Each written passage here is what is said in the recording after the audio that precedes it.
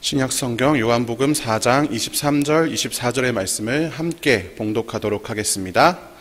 아버지께 참되게 예배하는 자들은 영과 진리로 예배할 때가 오나니 곧 이때라. 아버지께서는 자기에게 이렇게 예배하는 자들을 찾으시느니라. 하나님은 영이시니 예배하는 자가 영과 진리로 예배할지니라. 아멘. 네, 오늘은 예배의 근거라고 하는 제목으로 하나님의 말씀을 함께 나누고자 합니다. 여러분 혹시 잠옷실에서 예배를 드려보신 적이 있으십니까? 저는 사역자이기 때문에 주일에는 한 번도 잠옷실에서 예배를 드려본 적이 없습니다. 그런데 저도 아주 가끔씩 잠옷실에서 예배를 드린 적이 있습니다. 제가 교육전도사일 때는 아내가 모교회에서 성가대 솔리스트를 하고 있었기 때문에 가끔씩 이제 평일에 부흥회를 하거나 하는 경우에 이제 아내가 속한 성가대가 찬양을 해야 하는 경우가 있었습니다. 그럴 때 제가 그 신대원 다닐 때니까 수업 끝나고 가서 참석해서 아이를 데리고 잠옷실에서 함께 예배를 드렸습니다. 그런데 잠옷실에서 경험한 예배가 어땠을 것 같으세요? 네, 뭐 잠옷실에서 예배 드려보신 분들은 아시겠지만 죄송합니다. 이런 표현을 예배에 붙이는 게 적합하지는 않겠지만 제가 잠옷실에서 경험한 예배는 그야말로 지옥 같은 예배였습니다. 일단은 강단을 비추는 화면에 10초 이상 집중을 할 수가 없습니다. 바닥에 자리 잡은 그 순간부터 사방팔방을 향해서 기고 뛰면서 돌진을 시작합니다. 찬양을 부르다가 제가 잠시 눈이라도 감으면 바로 경보가 울립니다. 장난감 때문에 싸움이 붙기도 하고 잘못해서 어디 부딪히기도 하고 막 돌아다니다 겨우 다시 데려와서 무릎에 앉히고 대표 기도를 같이 보고 있으면 어느새 옆집 친구의 쌀과자를 보면서 침을 흘리고 있습니다. 그럼 이제 그 엄마가 그걸 보면서 너도 하나 먹을래? 죄송해요 이렇게 하면서 네. 오늘 처음 보는 분께 과자를 얻어먹고는 기분이 좋은지 괴성을 지릅니다. 그리고는 친구가 먼저 가지고 놀던 뽀로로 버스 장난감을 같이 갖고 놀려고 손을 대다가 한바탕 실랑이를 벌입니다. 그러다가 문 앞에 서서 밖에 나가자고 대성통곡을 합니다. 그러다 보면 잠옷실 앞쪽에 앉아 계신 분들이 뒤를 자꾸 쳐다보시면서 눈총을 주시죠. 그런데 이게 우리 애한테만 일어나는 게 아니라 그 안에 있는 모든 아이들에게 동시다발적으로 일어나는 일입니다. 그렇게 이제 폭풍 같은 시간이 지나고 나면 목사님의 축도와 함께 이 전쟁이 끝이 납니다. 끝났구나. 저는 이제 가끔 가다가 한 번씩 해본 건데, 그리고 이제 전임 사역을 나온 이후로는 단 한 번도 아이를 데리고 잠옷실에서 예배를 드린 적이 없는데, 매주 아이를 데리고 예배를 드려야 하는 분들은 어떠실지, 또 예배뿐만이 아니라 주일에는 여러분 다 아시지만 예배 끝나면 또 밥도 먹어야 되잖아요. 밥 먹고 이제 밥 먹는 것도 전쟁 같습니다. 이렇게 오전 예배를 드리고 나면 체력이 다 바닥나서 오후 찬양 예배라든지 교회의 다른 활동에 참석하는 것은 생각도 못하는 경우가 많이 계시죠. 여기 계신 많은 어머니들도 이런 과정을 다 거치셨으리라고 생각을 합니다. 제가 알고 이제 경험한 것이 아마 이제 엄마들이 경험한 것의 한 100분의 1도 되지 않을 거라고 생각이 되는데요. 그 모든 분들께 진심으로 경의를 표합니다. 저는 그저 한 번 애를 그냥 돌보는 정도였고 제가 거기서 예배를 드린다고 생각을 잘 못했는데 매주 잠옷실에서 예배를 드리시는 분들은 이런 고민을 하실 것 같습니다. 그리고 저도 잠옷실 예배를 지켜보면서 이런 고민을 하게 됩니다. 이런 상황에서 드리는 예배는 예배일까? 잠옷실에서 예배를 드리는 사람들은 예배를 과연 잘 드리고 있는 것일까? 아마 여러 엄마들이 많이 고민하고 힘들어하는 지점이 아닐까 싶습니다. 그리고서 저는 그 잠옷실에서 예배를 드리고 나서 깨닫게 된 점이 있었는데 나는 정말 편안한 예배를 드렸구나. 누군가의 희생 앞에서 편하게 예배 드리면서 예배에 대해서 이야기하고 있었구나. 이런 생각을 하게 되었습니다. 그런데 여러분, 우리가 잘 알고 있는 찬양, 제가 이제 앞에서 찬양 인도를 할 때 이 찬양을 많이 하는데 나는 예배자입니다 라고 하는 찬양이 있습니다. 어린이 찬양인데 저희가 성인들도 같이 부르잖아요. 그런데 여러분, 이 찬양이 잠옷실에서 예배드리다가 만들어졌다라는 사실을 알고 계신가요? 제가 찬양 인도할 때 간단히 말씀드린 적이 있는 것 같은데, 이 찬양의 작사가 지금 보면 보이실지 모르겠지만 송세라라고 되어 있습니다. 이분이 이 찬양을 작사하셨는데, 이 찬양의 작사가인 송세라님의 홈페이지에 가면 나는 예배자입니다를 작사한 그 이야기가 수록이 되어 있습니다. 긴데요, 이 글씨가 좀 작으실 수도 있어서 제가 읽어드릴 테니까 잘 들어보십시오. 2011년 8월 어느 날 미국 LA에 위치한 에브리데이 교회에서 수요 예배를 드리고 있었습니다. 이날은 남편이 잠옷실에 새 아이를 데리고 들어가고 저 혼자 본당으로 들어가 예배를 드렸습니다. 한국에서는 남편이 사역을 하고 저는 육아를 하던 터라 항상 잠옷실에서 예배를 드려야만 했습니다. 안식년으로 미국에 가면서 저는 비장한 결심을 했습니다. 그것은 다름 아닌 아이들을 남편에게 맡기고 제대로 예배를 드려야겠다는 것이었습니다.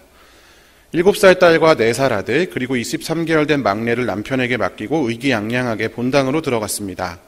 본당에 앉아있는 것만으로도 은혜의 도가니였습니다. 찬양을 하는데 눈물이 났습니다.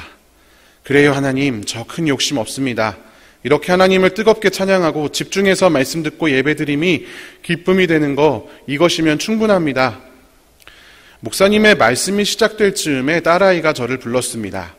나가기 싫었으나 아빠가 빨리 오래 하며 다급하게 재촉하는 딸아이의 손에 이끌려 잠옷실로 갔습니다. 띠로리 이렇게 써 있습니다. 네. 사건이 터졌습니다. 막둥이가 기저귀갈이 훈련 중이라 집에서는 기저귀를 하지 않고 외출할 땐 기저귀를 하고 나오던 시기였습니다. 본당에서 예배드린다는 사실에 흥분한 제가 막둥이에게 기저귀를 채운다는 것을 깜빡했지 뭡니까? 막둥이는 처음 방문한 교회 잠옷실에서 쉬를 흥거니, 이럴 때 엄마라면 당연히 처리를 신속히 할 텐데 이 아빠께서는 이런 황당한 일을 처음 맞이하는 상황이라 어찌해야 할지 모르시고 엄마에게 화를 내기 시작했습니다. 급기야 저희 부부는 부부싸움을 하고 예배가 마치기도 전에 집으로 돌아와야만 했습니다. 제가 기저귀를 챙겨오지도 않았고 여벌옷도 챙기지 못했기 때문입니다. 나 참, 하나님, 제가 돈을 달랬습니까? 집을 달랬습니까? 예배 좀 잘 드리겠다는 것 뿐이었는데 이러실 수가 있습니까? 하나님께 화가 났습니다. 그날 밤 남편과는 당연히 냉전이었고요. 다음날 아침 큰아이 등교하기 전 아침 준비를 하기 위해 주방으로 내려왔습니다. 아침 준비 전 큐티를 하는 것이 저의 일상인데요. 그날 큐티 본문이 요한복음 4장 19절부터 24절까지 말씀이었습니다. 아버지께 참으로 예배하는 자들은 신령과 진정으로 예배할 때가 오나니 곧 이때라. 아버지께서는 이렇게 자기에게 예배하는 자들을 찾으시느니라. 하나님은 영이시니 예배하는 자가 신령과 진정으로 예배할지니라. 예배의 대상은 알지 못하는 것이 아니라 참된 하나님임을, 그 하나님께서 찾으시는 예배자는 신령과 진정으로 예배하는 자임을, 그동안 본당에 들어가지 못함을 억울해하고 본당에 들어가야 진정한 예배를 드린다고 여겼던 내 모습이 부끄러웠습니다. 내가 얼마나 하나님을 사모하는지 하나님은 내 마음을 아시는데 언제 어디서나 그런 마음을 하나님께 드리면 그것이 바로 예배인데, 그동안 지식적으로 알고 있었던 예배의 의미를 내 인격 가운데 성령님께서 찾아와 깨닫게 해주셨던 아침이었습니다. 큐티책 여백 공간에 내 마음을 글로 표현하였습니다. 하나님, 나는 예배자입니다. 나는 하나님을 예배하는 예배자입니다. 내가 서 있는 곳 어디서나 하나님을 예배하겠습니다. 내 영혼 거룩한 은혜를 향하여, 내 마음 완전한 하나님 향하여 이곳에서 바로 이 시간 하나님을 예배합니다. 오늘도 하나님을 예배하며 살아가는 하루 되길 기도합니다. 이렇게 써내려갔던 나만의 고백이 나는 예배자입니다 라는 찬양으로 만들어진 것입니다. 이 송세라 님이 요한복음 4장의 말씀을 읽으면서 예배의 참된 의미를 깨닫고 잠옷실에서의 아픈 기억이 나는 예배자입니다라고 하는 은혜로운 찬양으로 이제 승화되게 된 것입니다. 요한복음 4장의 말씀이 어떤 말씀이길래 이 작사가인 송세라님이 이런 찬양을 쓰게 되었을까요? 굳이 잠옷실이 아니라 예배를 준비하기는커녕 전쟁 같은 한 주를 보내고 때로는 낙심한 마음으로, 때로는 주일 새벽까지 일하고 지치고 피곤한 몸으로 힘겹게 예배당을 찾는 사람들이 우리 가운데는 존재합니다. 그게 우리가 되지 말라는 법도 없겠지요. 우리들이 그 가운데에서 어떻게 진짜 예배, 참 예배, 좋은 예배를 드릴 수 있는 것일까요? 말씀을 통해서 한번 찾아보도록 하겠습니다. 오늘 본문이 등장하는 요한복음 4장은 우리가 예배에 대한 자세를 말할 때 흔히 언급되는 그런 장면입니다. 예수님께서 갈릴리로 가시는 중에 수가성에서 사마리아 여인에게 물을 달라 하면서 시작된 대화를 통해서 예수님께서 참 예배가 무엇인지에 대해서 알려주시는 장면입니다. 그런데요, 여러분, 사마리아 여인은 예배에 대해서 대화를 나누기에는 도무지 적합하지 않은 사람이었습니다. 왜 이었을까요? 여러 가지 이유가 있습니다. 첫 번째로 그녀는 사마리아 사람이었습니다. 사마리아는 어떤 지역이냐면 이스라엘, 북이스라엘과 남유다 중에서 북이스라엘 왕인 오므리가 세겜에서 북서쪽으로 11km 떨어진 언덕에 세운 북왕국 이스라엘의 수도, 그리고 그 주변 지역을 일컫는 이름이 바로 사마리아입니다. 훗날 북왕국 이스라엘을 멸망시킨 아수르가 이 아수르로 포로로 잡아간 이스라엘 사람들을 아수르로 포로로 잡아가면서 대신에 그 지역에 이방 사람들을 이주시켜서 혼합 정책을 폈습니다. 그래서 그곳 사람들의 믿음은 혼합적인 모습을 띠게 되었고 유대인들은 사마리아 사람들을 멸시하면서 상종하지도 않으려 했습니다. 그래서 사마리아 여인이 처음에 예수님과 만나서 예수님께서 그녀에게 물을 좀 달라고 말을 걸자 이렇게 대답합니다. 요한복음 4장 9절 말씀입니다. 사마리아 여자가 이르되 당신은 유대인으로서 어찌하여 사마리아 여자인 나에게 물을 달라 하나이까 하니 이는 유대인이 사마리아인과 상종하지 아니함이러라. 또한 그녀는 혈통적으로 사마리아인일 뿐만 아니라 그로 인해 파생되는 심각한 예배의 오류를 지니고 있었습니다.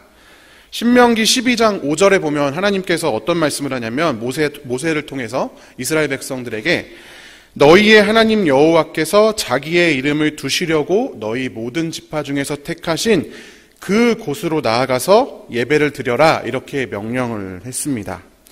당연히 유대인들에게 그곳은 어디였냐면 예루살렘 성전이었습니다. 그러나 위에 상술한 그 사마리아의 정치적인 이유 때문에 사마리아인들은 그 말을 인정하지 않았습니다. 그리고 그들은 하나님께서 이스라엘 백성을 위하여 택하신 예배 장소가 어디냐? 예루살렘 아니고 더 과거에서 그 원인을 찾았습니다. 처음에 아브라함이 하나님으로부터 너의 고향과 친척과 아버지의 집을 떠나서 내가 너에게 보여주는 그 땅으로 가라. 이렇게 하시는 그 말씀을 듣고 아브라함이 하란에서 떠나서 도착하여 거주하게 된 지역이 어디냐면 세겜이라고 하는 지역입니다. 그리고 거기서 아브라함이 세겜에서 제단을 쌓고 처음으로 하나님께 예배를 합니다. 그런데 세겜에서 북서쪽으로 조금만 가면 그리심산이라고 하는 산이 있고 그리심산은 바로 사마리아 지방에 위치한 산입니다. 그렇기 때문에 북이스라엘 왕국의 사람들 그리고 사마리아 지역에 사는 사람들은 예루살렘 성전은 가짜 성전이고 그리심산에 세워진 자기들이 지은 성전이 진짜 성전이다. 이렇게 주장하였습니다. 그렇기 때문에 이 사마리아 여인이 예수님과 대화 중에서 이런 이야기를 합니다. 우리 조상들은 이 산에서 예배하였는데 당신들의 말은 예배할 곳이 예루살렘에 있다 하더이다. 우리가 유대의 역사를 보면 알지만 하나님께서 성전을 허락하신 장소는 예루살렘이 맞잖아요. 그러니까 이 사람들은 사마리아 사람들은 잘못된 지식을 가지고 잘못된 예배를 지금까지 드려오고 있었습니다. 세 번째로 그녀는 여인이었습니다. 다들 아시다시피 당시에는 여성을 온전한 인격으로 인정하지 않았습니다. 그래서 오병이어 기적에서도 어린이와 여자는 빼고 인원수를 계수했습니다. 특별히 당시에 문화적으로 종교적으로는 제사를 비롯한 각종 종교의식에 여성이 주체적으로 설 수가 없었습니다. 그런데 이 사마리아 여인은 그냥 여인인 것도 부족해서 보통 여인이 아니었습니다. 요한복음 4장 16절부터 18절까지 말씀을 같이 읽어보겠습니다. 이르시되 가서 내 남편을 불러오라. 여자가 대답하여 이르되 나는 남편이 없나이다. 예수께서 이르시되 내가 남편이 없다 하는 말이 옳도다. 너에게 남편 5이 있었고 지금 있는 자도 내 남편이 아니니 내 말이 참되도다. 이 여성은 남편이 5이나 있고 지금 있는 사람도 자신의 남편이 아닌 뭐 사별을 했는지 이혼을 했는지 어쨌는지 알 수 없지만 당시의 윤리관으로, 지금의 윤리관으로도 좀 이상하고 특별하고 당시의 윤리관으로는 도무지 용납할 수 없었던 사람이 바로 그녀였습니다. 예배에 대해서 논할 이유가 전혀 없어 보이는, 정통성과는 전혀 거리가 먼 남편 5을 둔 이 사마리아 출신의 여인과 예배에 대한 이야기를 예수님께서 처음으로 하고 계신 것입니다. 이것이 시사하는 바가 무엇일까요? 제가 예전에 그 성탄절 때 새벽 기도회 때 성탄의 소식이 왜 동방박사와 목자들에게 전해졌는지에 대해서 말씀드린 적이 있는데 그것과 유사합니다.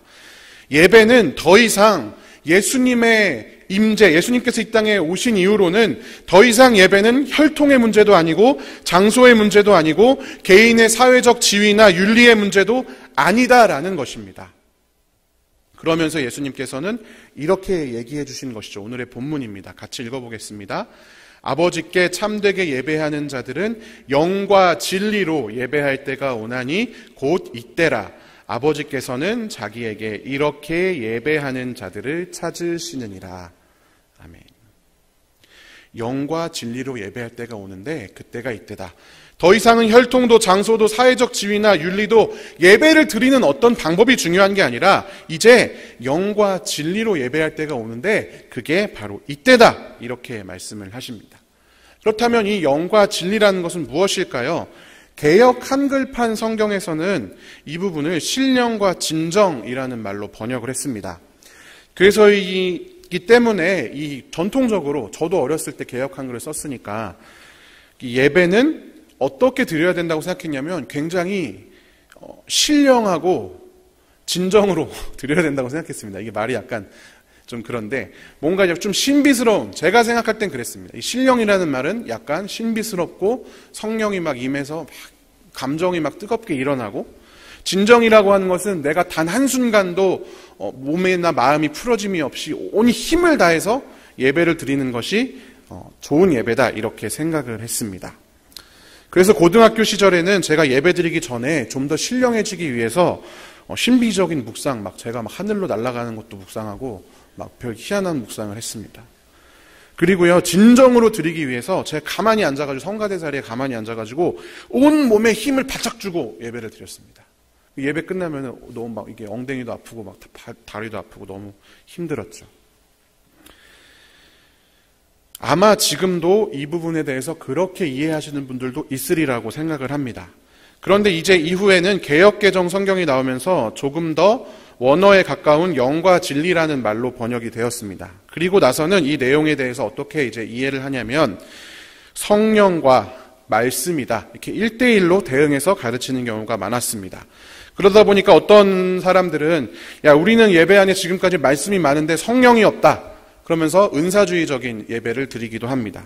어떤 분은 우리는 너무 은사 중심이니까 설교가 세야 된다 하면서 설교 중심의 예배를 드리기도 합니다.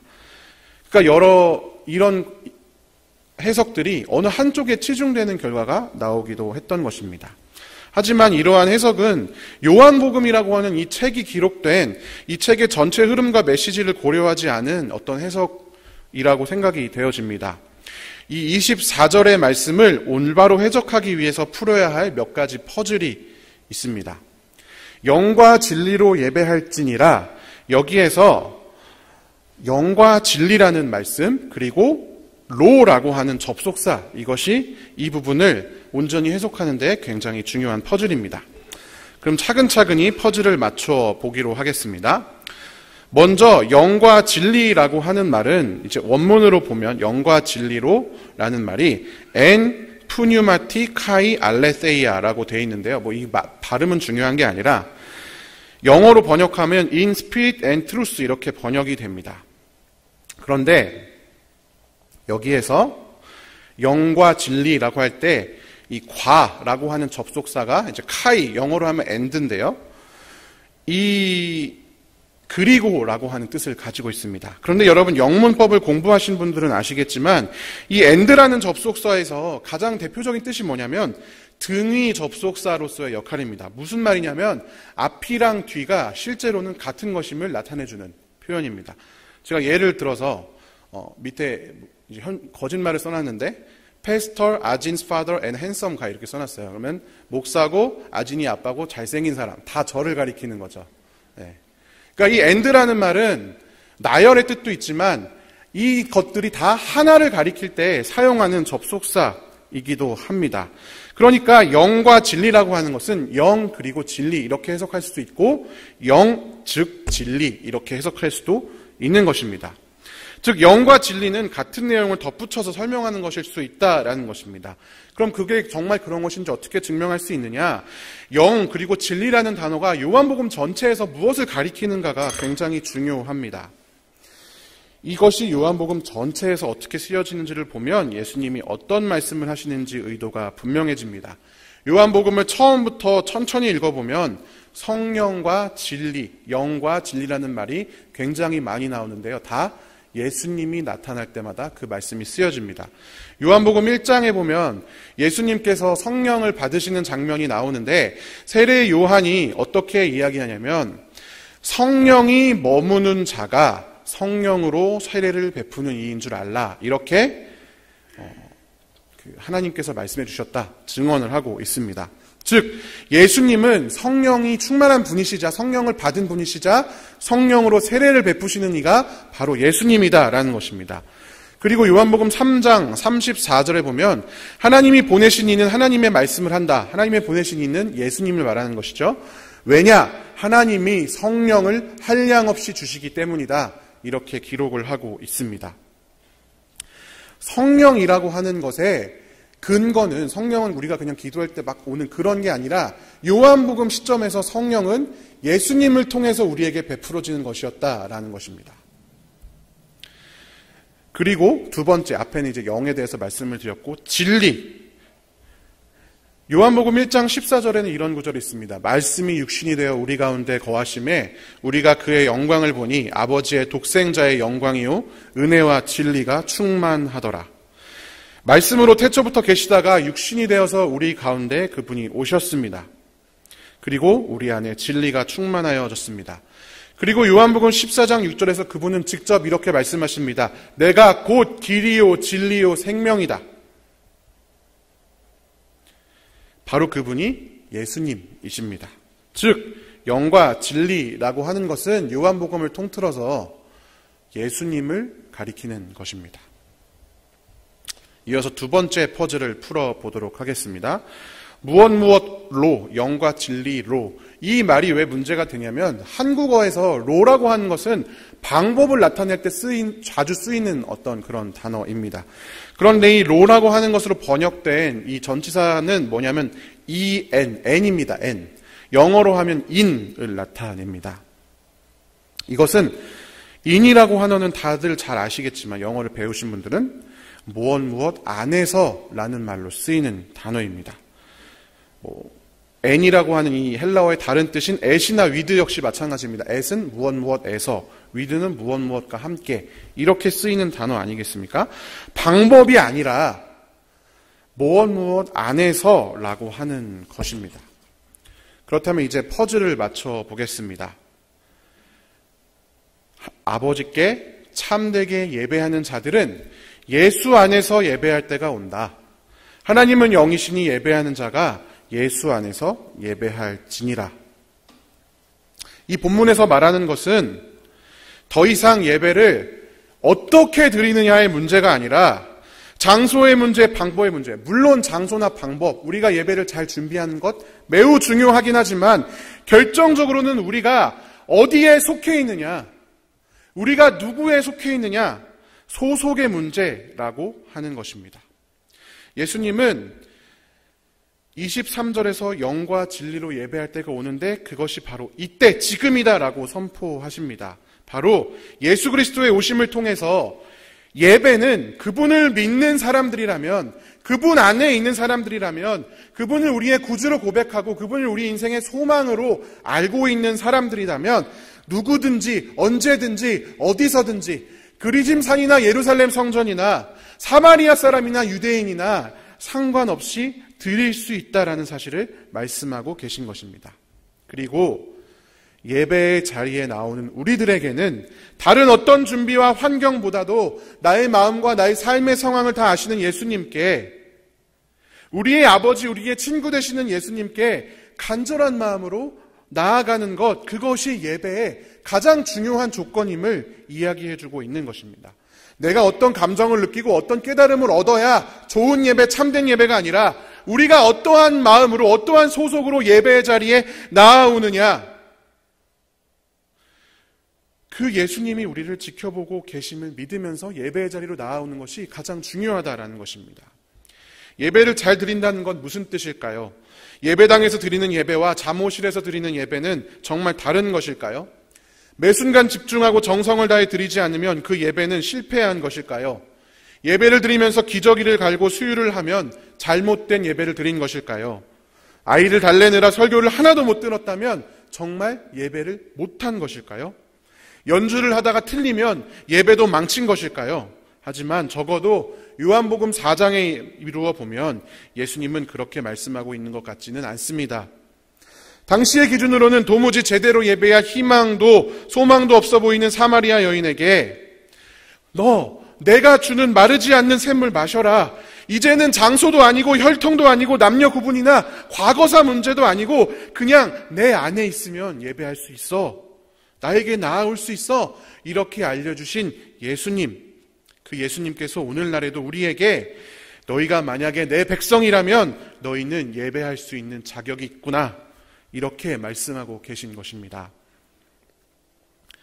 하나님의 백성으로서 매 주일마다 자기 백성을 교회당으로 모여 말씀 듣고 찬양하게 하시는 예수님의, 하나님의 이 부르심,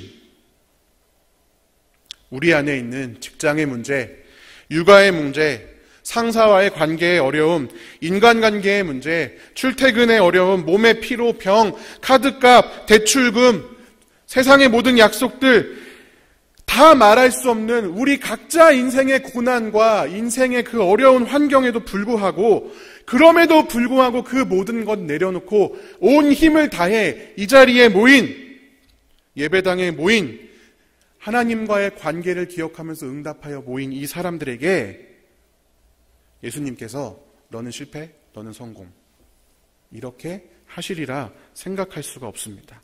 만약 그렇다면 자기 백성을 사랑하여서 자기 아들을 죽기까지 내어주신 분은 대체 누구란 말입니까? 기독교 예배가 타 종교의 예배와 가장 다른 점은 보통 일반 종교의 죄인은 신의 노여움을 달래거나 원하는 것을 얻기 위한 목적으로 인간 편에서 신에게 찾아가는 모습을 보이지만, 기독교의 예배는 하나님이 인간에게 먼저 찾아오신다는 것이 가장 중요한 차이점입니다. 그래서 기독교의 예배는 인간 편에서 바치는 제물이나 정성에 달려있지 않습니다. 오직 하나님과 사람이 어떤 관계인지가 가장 중요한 조건입니다. 하나님의 백성은 하나님께 예배할 수 있습니다. 오직 그것뿐입니다. 그 문제를 해결하기 위해서 예수님이 십자가에 달려 죽으시고 부활하셔서 하나님과 우리 사이를 회복시키신 것입니다. 그렇기 때문에 예배의 성패도 하나님께 달린 것입니다. 그분이 찾아오시기 때문에 우리가 무언가 퍼즐을 맞추고 A부터 Z까지 조건을 충족해야 만날 수 있는 분이 예수님이 아니라 우리의 삶에 찾아오신 분이 예수님이기 때문입니다. 그렇기 때문에 우리는 다른 어떤 것이 아니라 그것에 대한 믿음, 그것 하나로 예배의 자리에 나아가는 것입니다. 예수님이 우리를 찾아오셨지, 예수님 그런 분이시지, 내가 어떠하든 지금도 나에게 찾아오시는 분이시지, 그걸 믿으면서 그 마음을 가지고 예배의 자리에 나아오는 것입니다. 그렇기 때문에 우리는 매주일 예배에 나올 때 이 말씀을 기억해야 할 필요가 있습니다. 히브리서 11장 6절 세 번역으로 같이 한번 읽어보도록 하겠습니다. 믿음이 없이는 하나님을 기쁘게 해드릴 수 없습니다. 하나님께 나아가는 사람은 하나님이 계시다는 것과 하나님은 자기를 찾는 사람들에게 상을 주시는 분이시라는 것을 믿어야 합니다. 우리 안에 이 믿음이 없으면 아무리 예배 30분 전에 와서 기도하고 예배당 가장 앞에 앉아서 큰 목소리로 찬양하고 주일 예배를 위해서 전날 8시에 잠들고 헌금을 깨끗이 다려서 오더라도 이 믿음이 없다면 우리의 예배는 참된 예배가 아닐 것입니다. 예수님을 만나러 오는 게 아니라면 예수님과 상관없이 단지 우리의 종교심을 충족하기 위해서 교회에 나와 드리는 예배라면 우리의 모든 노력이 헛되고 하나님께 역겨운 예배가 될 수 있습니다. 하지만 살기 위해서 어쩔 수 없이 비록 새벽까지 길거리를 청소하다가 씻을 시간도 없이 초라한 행색으로 와서 앉아있다 하더라도 인생의 고민과 고통 때문에 주일인데도 자고 싶은데 못 자고 번민하다가 새벽까지 뜬 눈으로 지새고 이 자리에 와서 앉아있다 하더라도 우리 삶의 유일한 소망 되신 예수님께 우리의 소망을 걸고 그분을 기쁘시게 하고자 하는 삶을 살기로 다짐하고 결단하는 이들의 예배는 비록 잠깐 졸았다 하더라도 하나님께서 받으시는 예배가 될 수 있다는 것입니다. 예배의 근거는 우리의 준비가 아니라 예수님입니다. 말씀을 정리하겠습니다. 그렇기 때문에 잠옷실에서 성가대에서 여러 일들로 오늘 하루 진이 빠지게 하셨더라도 우리의 예배를 예수님께서 받으셨습니다. 그 힘든 자리에 우리와 함께 계셨고 같이 위로하고자 하셨습니다. 이제 새로운 한 주가 시작되고 우리의 예배는 계속됩니다. 다른 준비의 방법, 잘 짜여진 환경이 우리 아름다운 교회의 예배를 결정짓는 것이 아니라 우리 각자의 삶에 찾아오셔서 늘 함께 하시고 위로하시며 도우시는 살아계신 예수님을 믿는 믿음 안에서 함께 기쁨과 사랑, 용서와 회복이 있는 우리 아름다운 교회의 예배가 되기를 간절히 소망합니다. 함께 기도하겠습니다. 우리의 아버지 되시는 주님, 우리의 예배를 받으시는 줄 믿습니다. 주님, 우리는 예배를 서비스로, 그리고 교회는 그 서비스를 아주 편안하게 즐길 수 있도록 해야 하는 곳으로 착각하고 있는 것은 아닌지요. 내가 예배를 잘 드리기 위해 교회는, 그리고 저 사람들은 모든 것을 준비해 주어야 하는 일종의 종교 쇼핑몰로 교회를 소비하고 있지는 않은지요. 우리의 믿음 없음을 용서하여 주시옵소서. 바닥에 떨어진 휴지가, 모자 쓰고 이어폰 끼고 예배에 찾아온 저 청년이, 옆자리에 앉아서 자꾸 찬송과 음을 틀리는 저 사람이, 잠옷실에 울고 있는 저 아기가 우리의 예배를 방해하는 것이 아니라 우리가 예수님만에 있지 않음이, 교회에 예수님 만나러 나오지 않음이, 예수님께서 우리와 함께 하신다는 그 믿음이 없음이 우리의 참된 예배를 막는다는 사실을 깨닫게 하여 주시고, 우리 아름다운 교회의 예배가 예수 안에서 누구나 어서 와서 함께하는 예배가 될 수 있도록 인도하여 주시옵소서. 살아계신 예수님의 이름으로 기도합니다. 아멘. 이 시간 함께 나는 예배자입니다. 찬양하겠습니다.